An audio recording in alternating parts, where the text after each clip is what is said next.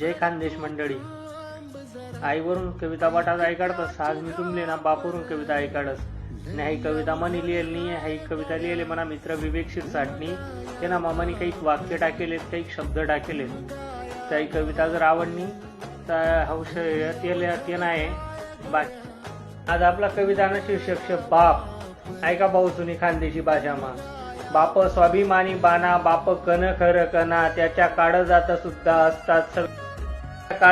सुद्धा असतात लाजाळू रूपी संवेदना. पहाडाची छाती त्याच हृदय गुलाब, त्याच्या घामाच्या थेंबाला हिरे मोत्याचा रुबाब. बाप तलवारनी ढाल, बाप पेटती मशाल, बाप जागतो म्हणून घर झोपते खुशाल. घराचा तो पाया आई कळस त्यावर, जेव्हा खसतो ना पाया तेव्हा कोसळते घर. अरे काय नाही करत बाप घरासाठी, शिव्या साप या जगाच्या बाप घेतो साऱ्या माथी. घर बायकोनी मुलं त्यांना जगवण्यासाठी, बाप होतो वेळा पिसा एका पैशासाठी. बाप म्हणजे जणू की वाल्या कोड्याची जमात, त्याच्या पापामध्ये कोणी नाही वाटेकरी होत. बाप म्हणजे रे कसा, बाप पाण्यातला मासा, त्याच्या डोळ्यातला थेंब तुम्हा दिसणार कसा. मंडळी, आपली ही कविता जी आहे ना, ही सर्व कष्टाळू बापासले समर्पित आहे.